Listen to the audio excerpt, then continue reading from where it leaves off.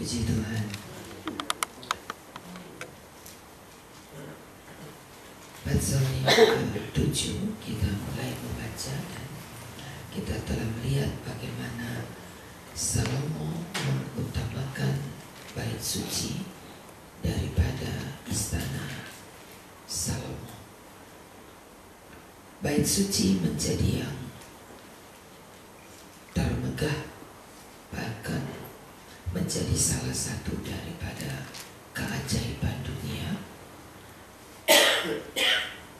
karena bait Salomo itu dibangun dengan bahan bangunan yang dilapis dengan emas.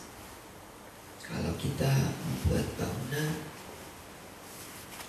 pasir dan semen, kita pergunakan sebagai penyekat daripada bahan-bahan bangunan. Tapi bait Salomo itu bahan bangunannya adalah emas, hingga menjadi sebuah bangunan yang termegah, bukan hanya pada zaman lampau, tapi dicatat sampai hari ini, karena baru ada bangunan yang dibangun dengan bahan penyekat emas. Dan kita boleh melihat bahwa benar-benar Salomo begitu menghormati Allah. Tadi kita baca di pasal yang ke-7 ayat yang ke-47, Salomo membiarkan segala perlengkapan itu tidak ditimbang karena jumlahnya yang amat besar. Berat tembaga itu tidaklah terhitung. Jadi bahan-bahan yang dipergunakan benar-benar membuat megahnya bait Salomo. Belum ada bangunan yang semegah bait Salomo. Satu-satunya di dunia. Ada 7 keajaiban dunia dan satu di antaranya adalah bait Salomo. Kita melihat bagaimana Salomo begitu menghormati Allah. Dia tidak ingin memberi apapun yang KW2, tapi selalu dia berikan yang KW1 untuk Allah. Mana yang utama itu untuk Allah. Salomo tidak pernah sekedarnya. Begitu sering kita berbuat hanya sekedarnya untuk Tuhan. Sekali lagi saudara, berkat itu bukan ditentukan dari tangan Allah, tapi berkat itu kita tentukan sendiri. Mau berkat yang berkelimpahan, atau berkat yang sederhana, atau berkat miskin. Tetapi Salomo mengajar kepada kita ada berkat yang berkelimpahan dengan cara memberi kepada Tuhan tanpa terhitung. Kalau kita bisa lakukan itu, maka kita akan alami juga berkat yang berkelimpahan. Kalau kita melakukan hal yang sama.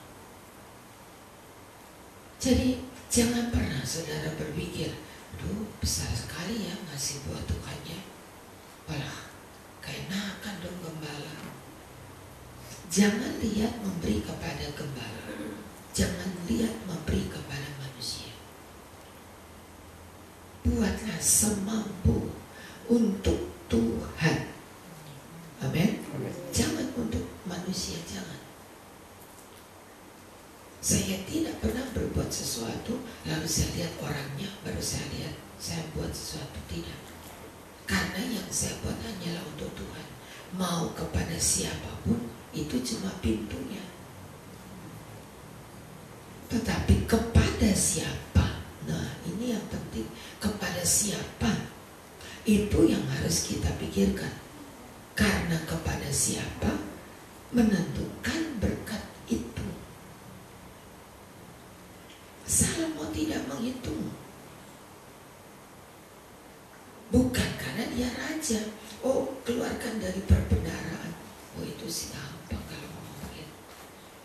Tapi Salomo belajar apa saja dari ayatnya. Apa yang dia lihat daripada Daud ayatnya, dia ikuti, dia pelajari, dia ikuti. Bagaimana ia menjadi seorang raja yang bijaksana, dia belajar dari bapaknya. Sampai saatnya di mana Tuhan membawa Daud, Salomo hidup sendiri. Tapi dia belajar. Untuk Daud, catatan yang kita baca dalam 1 Tawari, memberikan dengan hati yang mengasihi Tuhan. 1 Tawari.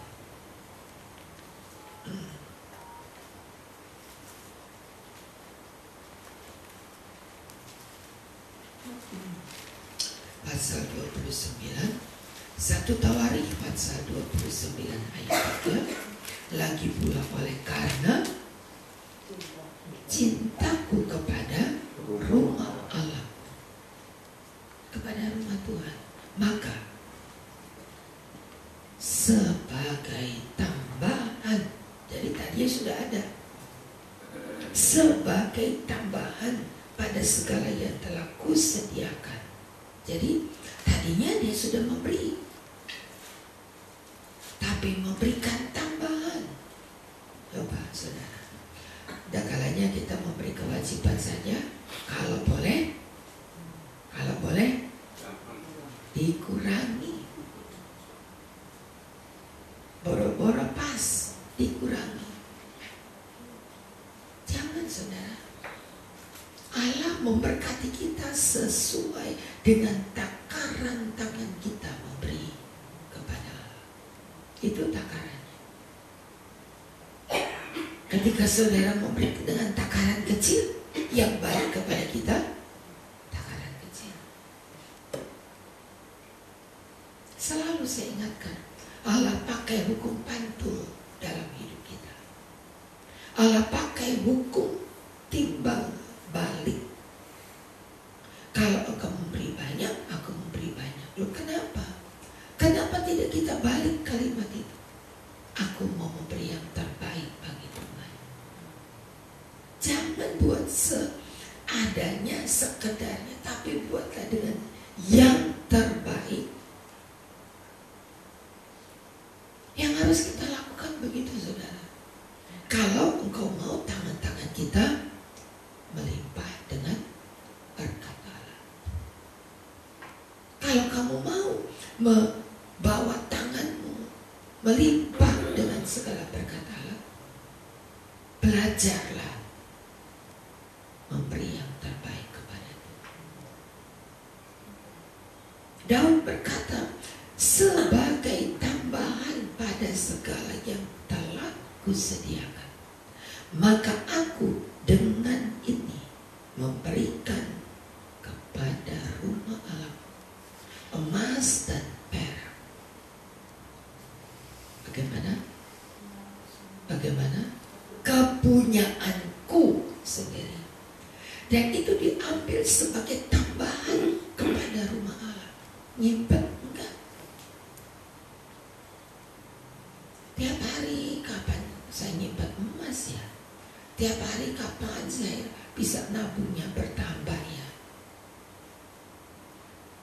Jangan pernah berpikir tabungan saudara bertambah, tapi pikirkanlah apa yang dapat kuberikan bagi Tuhan. Allah yang menambahkan. Banyak kali kita hitung-hitungan matang. Waduh, gak boleh kurang sesen, titik, koma, gak boleh kurang. Tapi kalau untuk kita maunya yang besar, dari mana? Hukum pantul yang mana kalau begini? Gak ada. Tapi ketika kita belajar memberikan seperti Daud, maka hasilnya luar biasa. Perak itu nggak dihitung pada zaman Daud. Emas adalah emas yang dihitung, merupakan emas yang besar saja. Tapi untuk semua bahan-bahan yang terbuat dari emas, tidak segan-segan Daud memberi dan memberi dan memberi lagi. Allah ingin, saudara, dia punya jemaat yang seperti ini. Dia sangat ingin. Dia punya satu jemaat yang dibentuk, yang dipersiapkan menjelang kedatangan Tuhan, bukan jemaat pelit. Amin. Amin. Coba katakan kepada sebelah saudara, jangan pelit.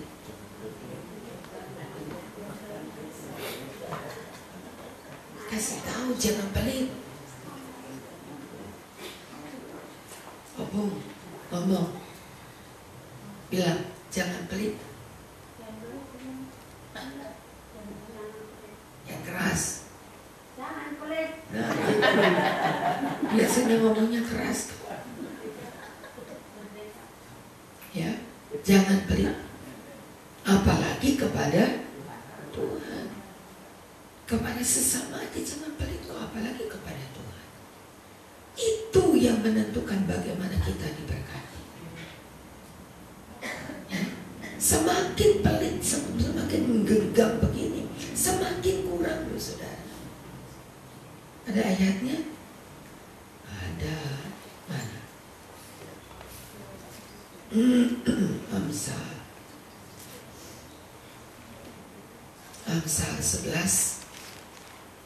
Amsal 11 ayat 24. Ayo bersama kita baca. Amsal 11:24. Ada yang tetapi bertambah kaya, dan ada yang menghemat secara luar biasa, namun selalu berkekurangan. Bukan saya ngomong firman Tuhan. Jangan pelit saudara, benar ini. Menyebar harta, bukan duit dihambur-hamburin, dilempar-lempar. Menyebar harta, membagikan kepada siapa yang membutuhkan, itu namanya menyebar harta. Tidak akan kekurangan katanya. Tetapi yang menghemat secara luar biasa alias pelit, maka ia selalu berkekurangan. Kok bisa ya? Memang Tuhan tahu. Oh, jangan khawatir, Tuhan pasti tahu. Barang siapa yang menyebar harta, membagikan berkat kepada si A, si B, si C yang membutuhkan. Saya bersyukur kalau tugas saya adalah diakonia. Saya bersyukur. Bukan karena keinginan saya terkabul atau berada di bidang yang saya sukai. Tidak. Tetapi semakin saya melihat bagaimana Allah memberkati, itu merupakan sebuah hukum Allah, bukan hukum alam, tapi hukum Allah. Bagaimana cara kita memberkati Allah? Bagaimana cara kita membawa persembahan kepada Allah? Bukan membawa kambing, membawa lembu, membawa domba, lalu dibawa ke muka mezbah. Tidak. Allah tidak terima kambing utuh seekor kambing atau lembu seekor lembu. Enggak. Ada aturannya. Imamat berkata, lembu itu lebih dulu didoakan. Habis didoakan, maka lembu itu mulai disembelih. Darahnya harus mencucur di tanah, tak boleh ditampung, tapi di tanah.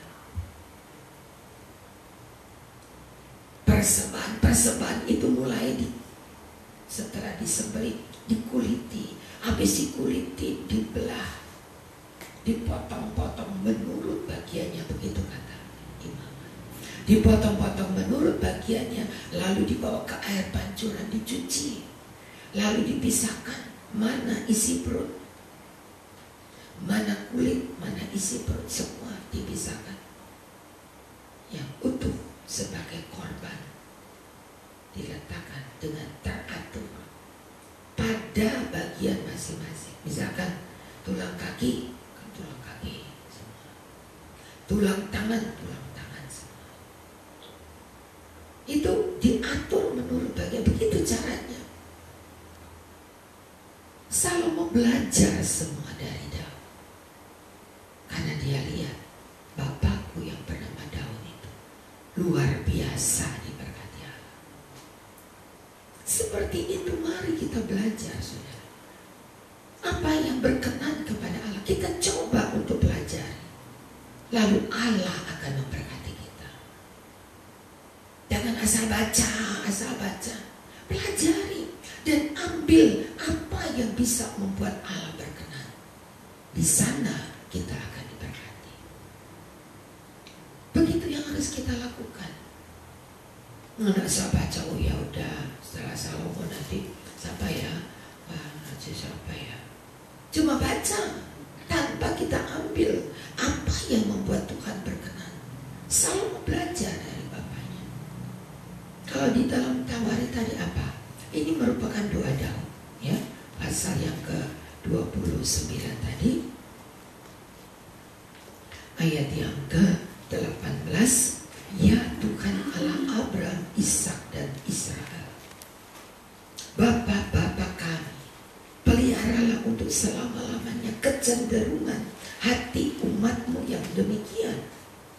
1 Tawari 29 ayat 18. Dan tetaplah tunjukkan hati mereka kepadamu.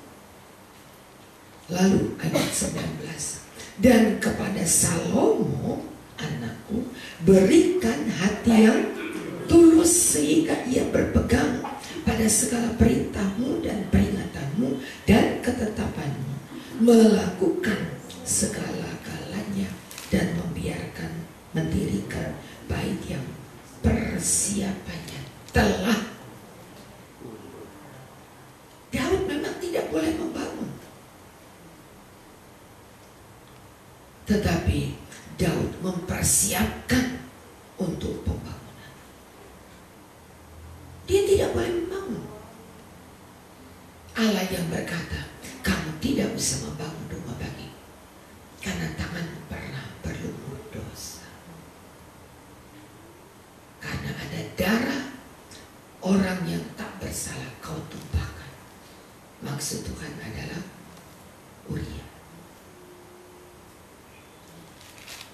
Tidak boleh membawa dan mendirikan bangunan bait Allah. Anakmu yang akan membangun. Jadi Allah dengan sangat mengerti apa yang berkenan dan apa yang tidak berkenan kepadanya. Kalau kita belajar untuk mengambil apa yang berkenan kepada Allah, maka kita akan menerima berkat yang sama. Tapi kalau kita dengan sangat menganggap segalanya biasa-biasa saja, membaca pun tidur, duduk dalam kebaktian cuma pindah tidur, gak apa-apa, saudara juga tidak akan diberkati. Cuma sekedar memenuhi bangku gereja tanpa diberkati Allah, rugi sebenarnya. Tapi kalau kita mau belajar, Salomo belajar. Tadi kita baca, tunjukkan hati anakku Salomo tetap kepada peringatan, peraturan, ketetapan yang telah engkau berikan. Salomo lakukan itu, menjadi doa daripada Daud. Tolong anakku Salomo, biarlah dia menjadi anak yang hatinya tertuju kepadamu. Itu yang saudara doakan buat anakmu, jangan berdoa supaya pintar, supaya berhasil, supaya jadi kaya, supaya besok jadi presiden. Jangan itu doa kita salah. Tapi doakan anakmu supaya hatinya tetap tertuju kepadamu. Maka anak-anak saudara akan berhasil. Jangan salah doa. Tuhan, tiap hari doa kita, Tuhan jadikan anakku berhasil. Ketika anak itu hatinya tertuju kepada Allah, pasti berhasil. Gak usah kita doakan, Tuhan jadikan dia kaya, jadikan dia orang berpangkat, jadikan dia orang terkenal, jadikan dia populer. Enggak, bukan. Tapi jadikan anakku punya hati yang tertuju kepada Allah. Maka saudara akan melihat anak-anakmu terpelihara. Hatinya yang tertuju kepada Allah akan diberkati oleh Allah. Terus akan diberkati. Kita boleh tinggalkan dunia ini, tapi anak-anak kita terpelihara. Karena kita sudah mendidik anak-anak kita. Begitu kerasnya kedua orang tua saya mendidik saya. Mendidikan untuk mengasihi Tuhan. Begitu kerasnya. Tidak ada satu hari kebaktian yang boleh bolos. Tidak ada. Jam kebaktian diingatkan, nanti sore kamu kebaktian, besok pelayanan. Itu terus tiap hari. Sudah berdoa belum tadi? Ketika masih anak-anak mau sekolah, sudah berdoa belum? Akhirnya kami terbentuk dengan disiplin orang tua yang seperti itu. Udah berdoa tadi? Nanti mau ulangan, sudah berdoa dulu. Begitu disiplinnya, saya dibentuk dengan sistem yang seperti itu. Dan saya bersyukur kita punya orang tua. Saya punya orang tua yang begitu keras mendidik saya untuk pegang ini firman Tuhan, untuk menjaga kebenaran-kebenaran firman Allah menjadi bagian hidup. Dan ini yang memberkati saya sampai hari ini. Sebab itu mari saudara, ajari anak-anakmu, ajari keluarga saudara, ajari seluruh keluarga kita untuk tetap pegang firman Allah dengan tidak memalingkan hati untuk cenderung melanggar firman Allah atau hidup sekedarnya.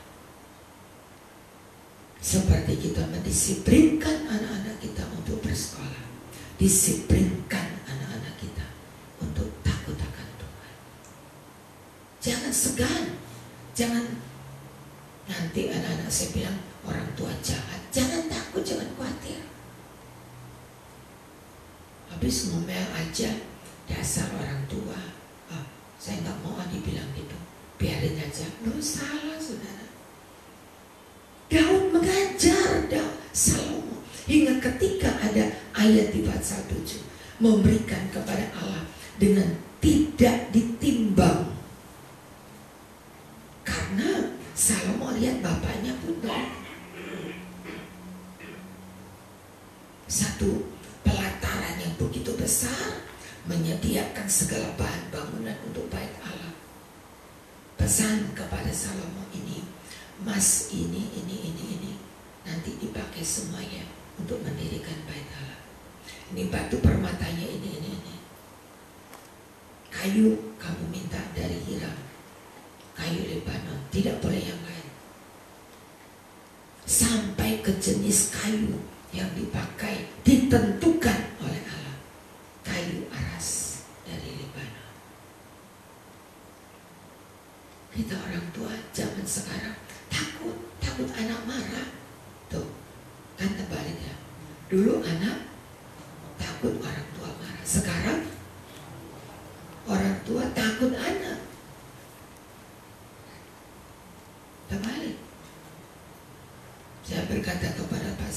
kasih hobi, jangan takut anak marah. Kenapa kita mesti takut anak marah? Kita yang melahirkan, kita yang membesarkan. Tidak ada ceritanya takut sama anak. Aduh, enggak ada. Bahkan saya pernah berkata kepada seorang, ketika anak itu sudah terlalu melewati batas, kamu boleh keluar kalau kamu tidak bisa taati peraturan di rumah. Kalau ada peraturan di rumah, ini aturan di rumah. Kalau kamu tidak bisa ikuti aturan di rumah, ambil jalanmu sendiri. Tapi didik anak-anak kita. Salomo belajar, dia lihat bapaknya, aku punya bapak yang diberkati. Dan itu menjadi modal berkat bagi Salomo. Ia jadi raja yang tidak pernah ada, kata firman Allah, raja seperti dia sesudah atau sebelumnya. Tidak ada raja yang seperti Salomo. Hingga dalam waktu yang sangat singkat, Salomo dapat mendirikan dan mentabiskan bait suci. Dia hanya membangun dalam waktu 1 tahun. Istana Salomo dibangun dalam berapa? 13 tahun. Bait Allah dibangun cuma dalam waktu 1 tahun. Yang semegah itu dibangun. Banyak kali kita sekedarnya, saudara. Sangat banyak pelajaran yang bisa kita petik hari tiap hari. Kita mempunyai satu pelajaran demi pelajaran yang diajarkan kepada kita. Begitu caranya. Kita pelajari setiap hari. Kalau saudara rajin mencatat, bukan untuk mencatat menghilangkan ngantuk, tapi mencatat yang benar-benar mencatat, maka saudara akan punya catatan yang luar biasa. Karena tiap hari ada pelajaran. Ada pelajaran yang membuat kita bisa berkata, terima kasih Tuhan, Engkau ajarkan kami. Terima kasih, Engkau ajarkan kami. Catat pelajaran saudara, pelajaran saudara. Duduk doa pagi sudah pelajaran Alkitab saudara. Dicatat setiap pelajaran.